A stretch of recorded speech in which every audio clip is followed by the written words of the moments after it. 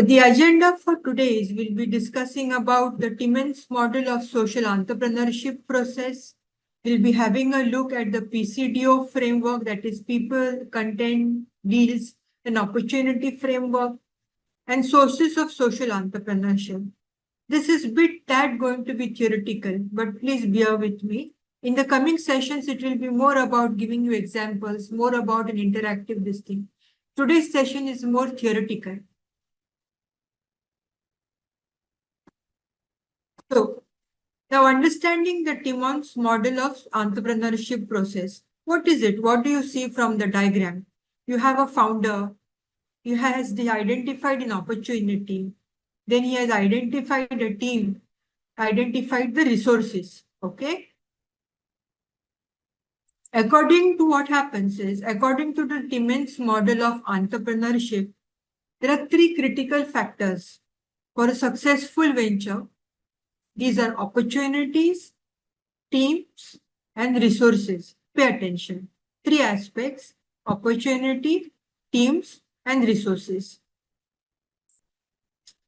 The successful entrepreneur is one that can balance these critical factors. So if you, this is Timmons model of entrepreneurship model. It's a general entrepreneurship model. In this, successful entrepreneur is one who can balance these three critical factors. The founder can balance opportunities, he can balance resources, he can balance team. Okay. Now, who developed this model?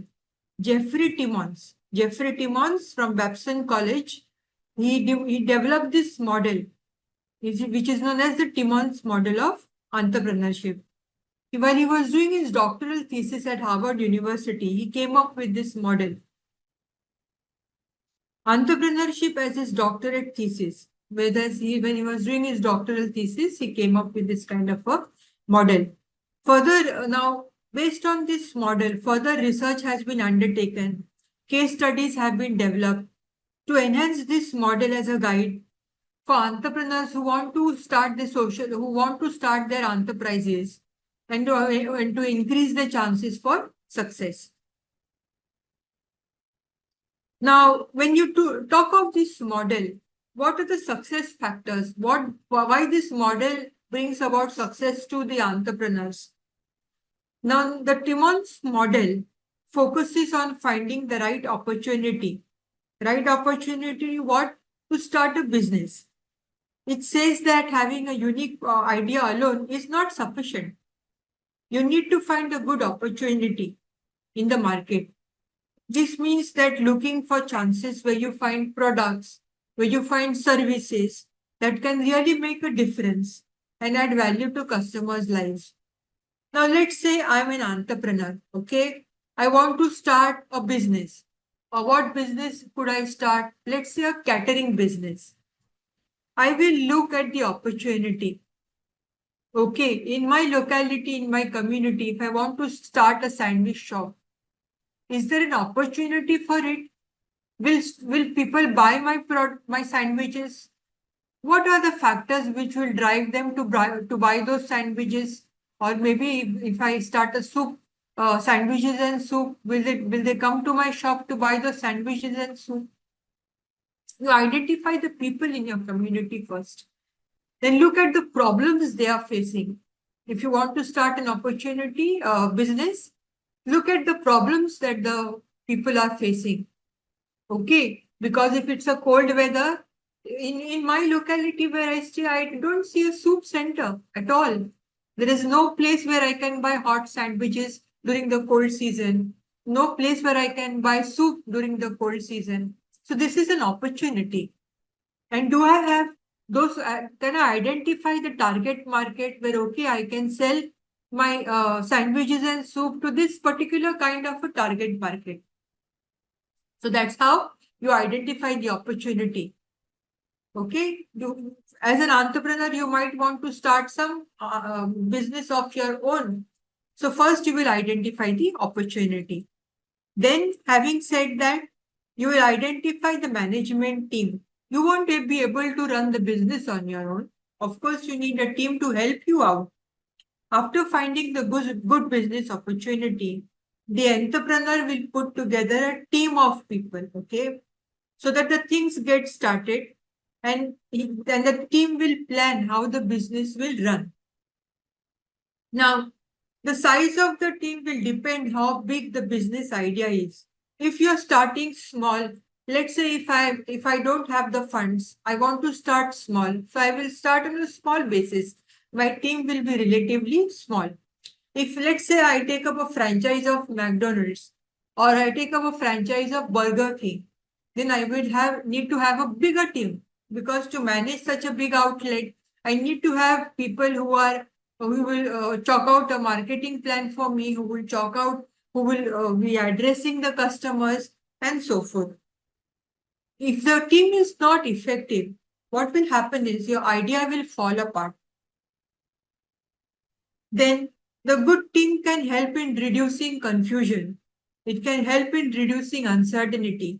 Make sure when you're having a team, the team is well educated, the team is well qualified, so that you don't falter. If you're having a problem, the team will pitch in. They will say, okay, sir, this is the problem in your marketing plan. This is the problem in your financial plan. This is how the thing should be sorted out. This is how the marketing budget should be allocated. This is how the financial budget will be allocated for the marketing team. So a good team can help reduce confusion. It can help reduce uncertainty about the business idea. The team has to be creative. The management team that will be hired to work on the business idea will have to make sure that the organization's resources are used in the best possible way. Now, the management team is also responsible for creating the vision and the mission. So, the management team will help you to create the vision and mission for the organization. You will have to understand the team skills and the needs, also the needs of the customers in the industry. Then the resources factor. When you're starting a business, it is not just about identifying the opportunity and team. You also need to have the resources. Having enough resources reduces the risk. Now, when I want to start a business, I don't have any funds with me. So where will the funds come from? Funds can come from your family, your friends. Maybe you can take some funds from a loan from a bank, some venture capitalists, some angel investors who are willing to invest in you will have to pitch in your ideas so that you get the required funds for starting your business. These resources are crucial for starting a new venture and for getting an edge over your competitors. Now, the four main factors that are important for establishing a successful company: land, labor, capital, and entrepreneurship. Now, these factors are crucial for creating the new venture.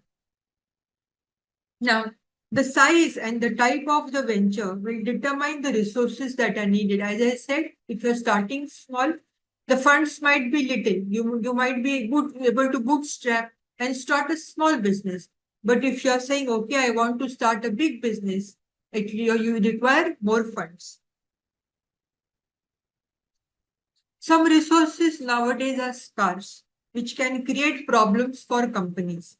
It's important for companies to identify the opportunity, to identify the team, and whether you have the resources to be able to start the business.